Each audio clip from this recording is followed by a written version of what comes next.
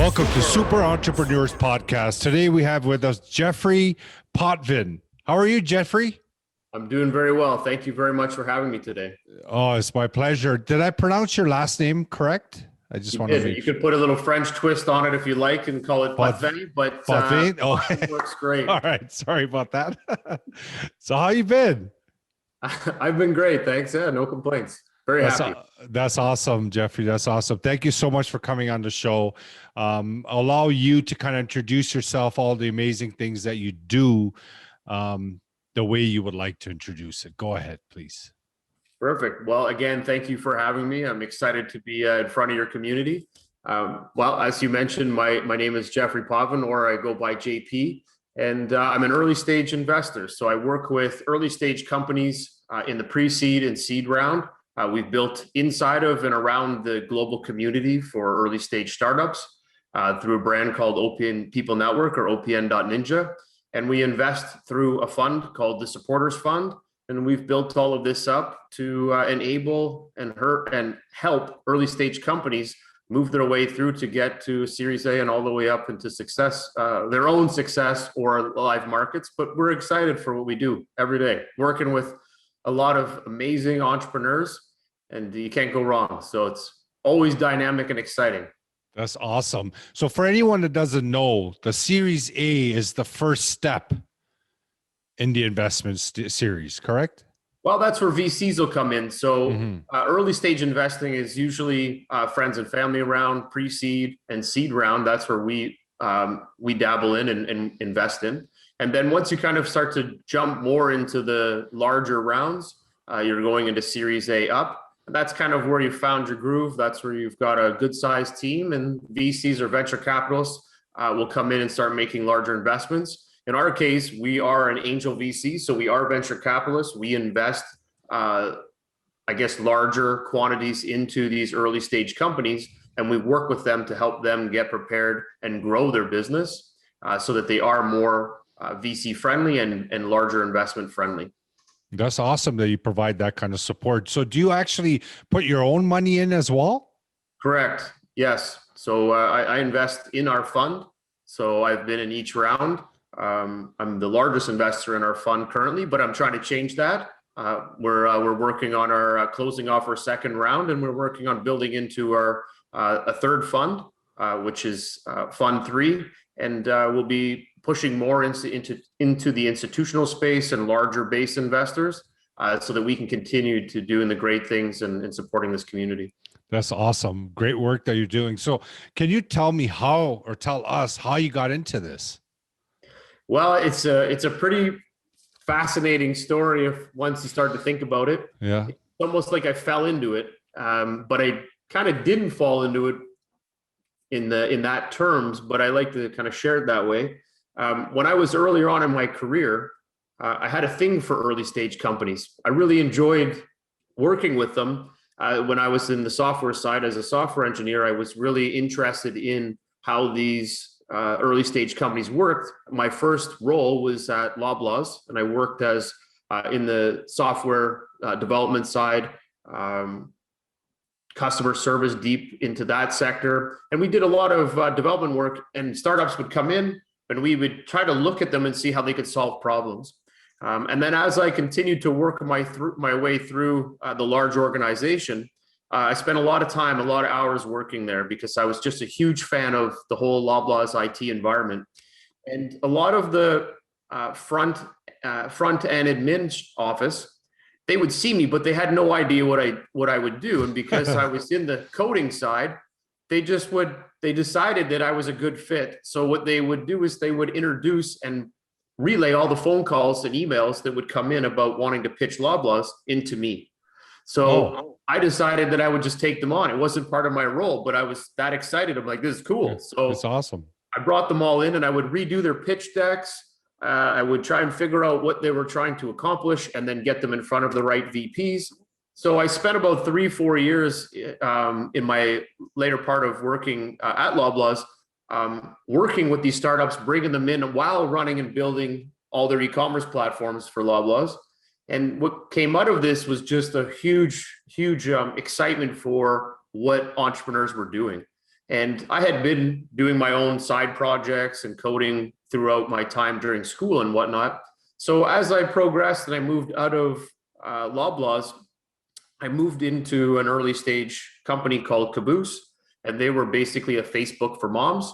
And I helped them launch and build their platform while continuing to work with startups. So they still kind of followed me around. Even though at that time I wasn't able to invest, I was still able to work with them and help them work their way around. And then when I decided to go out on my own and create my own software company, which we have today, and we use it it works and invests in, does development and resourcing for enterprise customers, I continued to work with startups. They still continue to follow with me. And throughout that time, I started to then make investments. I started to be able to have the capacity to do it, started making investments into them. And then about 6 years ago, these companies that we were working with and investing in came and said, hey, we really need help trying to get in front of investors. We need to improve our pitch. We need to get in this community. Can you help us? And I kind of just left it. I didn't think anything of it. I was too busy building out my software side of it. We have offices in Pakistan, Philippines, and Toronto. So it was keeping me quite busy. And they came back again. Hey, we really need some help. And I was like, you know what, this sounds like an interesting problem. But I kind of forgot that I had worked with startups this entire time because it wasn't something I was doing every single day. So it didn't come into my forefront that I had known the space really well. So as time went on, I decided to take on the challenge. So we created an event. Before we created the event, I was invited to a podcast, and it was a live podcast like this about 6.5 years ago. And I was so excited after the podcast that I called the person that invited me to it, and I asked him if I could create one to do the same thing, but on a different structure with startups.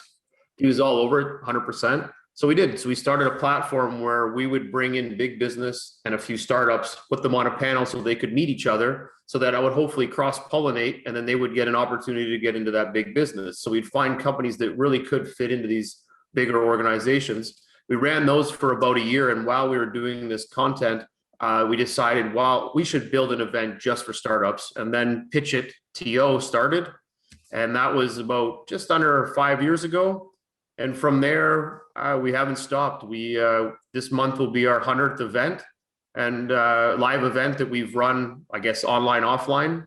And from that, we've learned, we've pivoted, we've grown in the community, and our whole focus all changed from that day that I guess I jumped on that podcast. And when I realized when I was working with these startups that I had been doing this for 20 years and didn't even realize how much I really enjoyed it. And then I've turned an entire business into just working with startups. That's awesome. So what year was that in Loblaws? I was in Loblaws from 2001 to 2007. 2000. So I was there around 2008 and 2010, I believe. Yeah. That would have been just after I had left the e-commerce. Small world. Yeah. I started off, I took and I guess one thing that people would know, what I actually did was I took a role because I was an entrepreneur building my own code, doing my own things before I ended up going to school. I just loved school, so I kept going. But I took a job in the warehouse, and I was in the warehouse training in September 2001 when the Trade Center had that occur. And we watched it on the TV, but that was my first week of training working at the Loblaws warehouse before I made my way all the way through big to corporate side of things. So for the next 7 years, 6 years. That's amazing. Yeah. So this event that you're talking about, what is it called again? What is it titled? Well, we have the event that we run now is called Pitch It, and we've kind of branded it a few times, but now it is changed from Pitch It TO, Skip the Line, all of these ways that we defined it into a program called Pitch It, the Pitch It program. And the program's made up of, we see about 300 companies a month, and we net them down to the best 10 companies that pitch.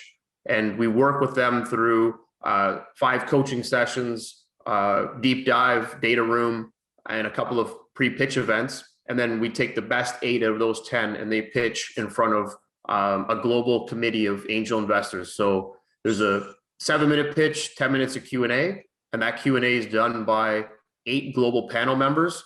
and they're screening. So they're looking to work through the data, the details. So they do Q&A for 10 minutes. And they're 3 Canadian, 5 global. And then we have a global community of investors that are over 50 plus investors, and they're looking for deal flow. So they're literally dialing in to find the best companies and then reaching out to them and hopefully making investments. And then we invest as well. That's awesome. So what would be a dummy's version of the steps? So say someone had a startup idea, for example, how would they go about it? Like they would first go on a website to sign up. Like how would it work? Well, there's a couple of different ways to look at it. If you're really early on and you have an idea or some sort of idea, we have partners that fit into this space as well. So we don't we will mitigate and maneuver companies around to get them to the right spot, but we're not the facilitators of that early stage build. We can do it, but that's not the best opportunity. So what level do you guys come in? For example, if it's a software company, would you want the software to be all ready before they come to you and proven results? Yes and no. It depends on where they've come into the market. So if they're purely ideation, then we'll refer them to, we have a partner in the US, we have Founders Institute, which is in Toronto, it's all over the world, Founders Institute or Seneca Helix.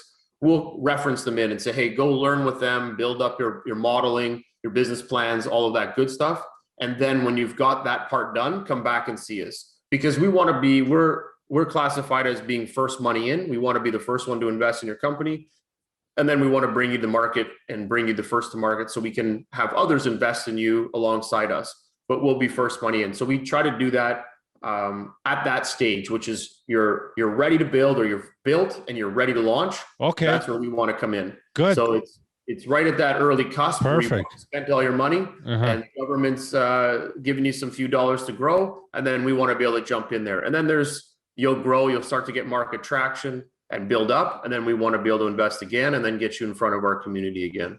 So when you're talking about building, for example, launching, what do you guys do? Do you support in all angles, like advertising, what branding and all like legality, trademarks? Like, do you have departments for all sorts of areas that you cover? Or no, the best way to look at it is that we're a facilitator of this, of the actions that need to occur to help your business thrive. So we have partners that will take care of if it goes into branding. We do have our deep tech side where we can do development for the startup, but all of the things around branding, ad spends, we have partners that we work with that will facilitate that. Legal side, accounting, we have partners that take care of that, but we'll guide you to where the right direction is, because at the end of the day, what we're trying to do is work with you to put together this great package, put a bow on it, and then send it out to the market. So we want all these partners to kind of wrap that up nice and tight so that you've got a really good execution. I understand. Yeah. And then we'll use the dollars we invest in to help you facilitate some of that. And then next stage. And each stage, there's another grouping of people that will come in and help work on your business. So as you migrate along and start to bring on board of directors and advisors, marketers, and all these different people, those all happen at different stages of the growth of your business. And as you raise more funds, more talent will come into your business to kind of help you through those next stages. So do you end up losing a lot of shares that way? Well, dilute yourself a little bit as a founder. You'll have to vet out what you think is the best way to go to market and how you're going to vet out the people that are coming in. Some you're going to pay, some you're going to offer equity in the company to. But the big thing you always want to look at is that if even at an early stage, equity is like every share you have is worth like $1 million.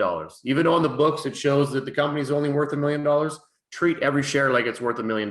And then just figure out, how can I do the most for the least amount of equity or the least amount of dollars so that I can survive to go to the next stages. And as I prove my model out, I can start to give away a little bit of that to get growth money, a little bit more of that to get bigger dollars that are going to help you move faster.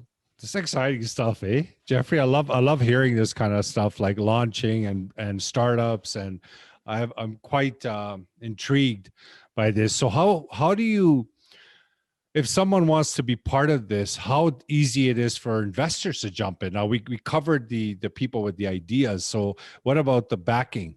the back office, you know? For sure. So we started over the years. We run investor meetings, obviously to come in to take a look at it. There's kind of two sides to this. When you become an investor, you have to be an accredited investor in order to invest in these early stage companies. So that's just an approval format. There's certain criteria that the government requests that you have to sign off on. Then that allows you to start making these types of investments. There's crowdfunding where you can go to invest through online, where you're allowed to invest at $1,000 or $2,000 into a company. It's on a minimal side, so the risk is really reduced. And then, of course, there is friends and family raises where you know people and you decide to jump in and give a few dollars. You're going to learn as you go, all the way from my first investment to where we are today. You learn through that. You're going to have failures, you're going to have wins, but the risk is there, and you have to determine, am I willing to risk my capital for the bigger gains at this stage, or am I more apt at coming in at a series A, B, C, D, or do I want to just play in the capital markets and just run through the stock markets? So you have to decide on your risk factor. But once you've been accredited investor and you've been given that value or that denomination of what you're choosing to do, then from there, to get into investing, you can join angel groups, you can join funds like our OPN fund, supporters fund, or you can go direct into a VC and invest in the venture capital space. Again, it's all dependent on the risk factor that you're willing to take. We run. Mm-hmm. Go ahead. Sorry.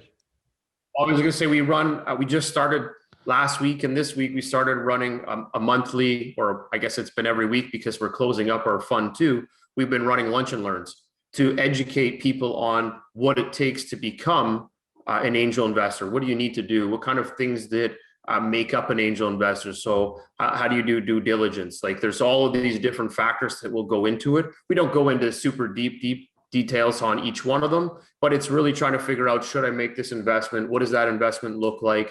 Who else is investing in the company? What kind of due diligence have they done? What due diligence can I do? And then really, I guess at the end is, how can I make that investment? And what does that investment look like from an opportunity side? Am I coming in as a friends and family raise at under $1 million valuation, or am I coming in at 3 million and I'm putting in 50,000 on a 3 million valuation? And again, that's all going to be determined on where that business is positioned and where they're going, and where you feel you might be able to help that startup work their way through the ecosystem. So your background might be in deep tech, and you're going to invest in a deep tech company. Well, you can make introductions into other big business. You can help them close customers. So you're going to do whatever it takes to make sure your money survives. Whereas if you're investing in Apple on the capital markets, I'm sure Apple's not really going to be too overzealed by hearing your email about how you're going to introduce them to a mobile carrier. That's their job. They're going to take care of it, right? So you have a lot of room to play at the early stages, which is what makes it exciting, versus your other one where you drop money and then just kind of walk away. Mm-hmm. Mm-hmm. So for you, I don't know, I'm not sure if you can actually share this information, but what was your worst investment and your best investment? Like, you don't have to say the names, but maybe can you discuss that? Or for sure. Well, to a point, I can share as best as possible. Yeah, best as possible. I've done lots of personal investments, and of course done investments through the fund. So there are good and bad investments on both sides. I would say that they're all amazing investments. Every investment we've made, even the ones that fail, are still amazing investments, because one, we risked the capital because we believed in the entrepreneur and we believed in the model. So hands down, everything I've invested in, I would never take back. I think it went through the course of time it needed to. Some had more success, as we would deem success, from monetary value. Others had success in the fact that we learned a lot, or I learned a lot, and I paid for that learning. So I look at it as, losses are learning. And I learned a lot in that process, and I needed to do that in order to get here today. So in saying that, some of the more notable wins, right now we have a company that in our portfolio, in the fund portfolio, and as well, I'm one of their earlier investors in the company, which is Flow Water, and they're going to market. They're doing a reverse takeover on the TSX, and they'll be going into market in May. So that's pretty exciting because they are going into the markets, capital markets. You're very excited about that. So that's been a great investment and a great group of people. Like for everything they've done, absolutely phenomenal. A real big brand around the health and natural space, and they've done a phenomenal job in expanding that brand across North America. From the I guess the tougher side of investments, there's a few that probably come across our mind, but I think the learning I would take from a bad investment is when you're doing your due diligence, you even have to do due diligence on the investors that are investing in a company, because sometimes certain things get out of hand or some things go a little too far and you're not able to manage or control them, being that you're not an owner in the company. You may be an equity owner, but you're probably have non-voting shares. You don't have those capabilities if they don't even get to the opportunity to vote. So I think when you're making investments, one thing I would always recommend is to do all your homework and learn as much as you possibly can about the people that are investing in the company with you, around you, in earlier stages than you, depending on when you come in. And of course, the due diligence on the founders and the team. So what are they doing? What are they about? Can you dive into their financials? Can you dive in? You want to get as much information as you can. And that's really going to help you in making those decisions. And one other thing that I've learned that's pretty significant in anything you do in life, nothing needs to be done tomorrow. So if you're being pushed to close something in an immediate fashion and you don't feel comfortable, walk away. Nothing has an immediacy that needs to be solved in that short amount of time. One day. Yeah. That's a good point. I don't know where that lesson came from, but I'm sure I learned it somewhere. Sure. Something must have happened, right, to bring that about. So where do you want to take this? Like, what are you thinking? Like, where do you want to? Because it's apparent that you're doing well. The concept is great, and the best thing about it is that you're actually helping people. Money aside, business aside, growth aside, you're actually providing something, a way for someone to make it easier for people in any format. But where do you want to take it? Like, you must have a goal, must have that dream that, you know what, I want to take it to this place. Where is that? What are you looking at? Well, it's a great question because my mind is racing to a lot of different pieces to this question. But when I was asked this question when we started, it was always asked, why are you doing this and how do you make money? And when I first started it, I didn't actually have an answer for that. And I would just say, because I was looking for great investments. That's why I'm doing this, because the business loses money. It's not made to make money. It's made to make great investments. So in order to make great investments, yeah, long term. Long term, yeah. It's not your cash flow exactly. business. So I built a business that would build a funnel to get and help a lot of amazing people build their dreams. And we wanted to do it because we saw that there was a lot of problems in the market, and we wanted to be the ones that were in there to help facilitate that. So that when you thought about building a company, you came to us. When you thought about an investment, you came to us. And you knew that we were going to give you the top-notch assistance without taking your equity, without taking and breaking your company or stealing your money. It was all about, how do we help you get in front of the right people so that you have a better chance to succeed? And inside of that, we're going to make an investment because we now got to learn who you are. We got to work with you. We see that you have this drive, that you're almost a psychotic founder, which I like. People that are just driven as hell. Those are the people I want to invest in. And that's what kind of got me interested in this. It was a space where we could share our thoughts and our directions and our feelings around what they were doing. And we didn't really so much look at the monetary value. We looked at the long-term value. And we said, okay, if we get in now, exits usually take 7 to 10 years. How do we build in this network? And how do we grow this over time? So we wanted to build a brand, and we wanted to build a global brand. And 5 years later in running this, we see over 300 companies a month. We've touched over 70 countries. Our 5 major countries are the UK, Israel, India, US, and Canada, where we have the most companies that we talk to on a weekly basis, with investors included. That's pretty exciting. And from that perspective, we accomplished that goal. We wanted to be a global brand. So now, how do we globally invest? So our funds are structured so that we could start to globally invest. So we started off with a Canadian fund 1, fund 2. Fund 3 is going to be North American based, which starts in May. And then Fund 4, we want it to be global. So we built a pattern to say, okay, let's start small. Let's build our way into this community. Let's show people what we're made of. We know this is going to be a tough battle. No one's just going to hand us the keys and tell us to drive the Lamborghini. We're going to have to start, work our way up and show people what we can accomplish. And it's going to be a long-term plan. There's not too many VCs that started last week and they're of course pulling out billions of dollars and they're the big name in the market. You got to build up value. You got to build up and show the world what you can do. So 5 years in, we've got another 25 years to go, but we're building in tools. We're building in products that allow us to balance out our automation, our access to startups, our access to founders and into investors. So where does this take us? It allows for us to keep building a vision because we're stable and we know what we're trying to achieve. So each year we can slowly pivot and change to the markets, but we can also envision that we're going to be a global fund. We're going to be building a new debt product. We're going to be the key spot for investors globally to come in to find deal flow. So you can envision it and then you just start actioning it. And that's kind of where we've been building this off to. And maybe we'll set up something nice where a group will want to buy the fund or something. Who knows? Those are lofty goals, but right now we're just trying to build a value for the startups and help them win.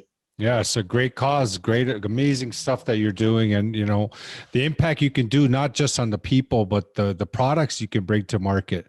Because we're just, we have so much potential in us as human beings. We just have to increase our awareness, and that awareness increase brings more and more technology, more and more ideas out in the market. And you're that, funnel. So it's amazing. We always like to ask our guests what their inner superpower is that got them to this point. I love it. It's a great question. I'm a big fan of that. I like to use the same question, but not the inner superpower. At least that's asked, what is your superpower? So I'm interested on the inner superpower. Is this a different structure? Like, is this something that comes from inside out? Like I'm highly emotional or something, or what kind of superpower are you looking for? So anything that we do in our results is coming from inside.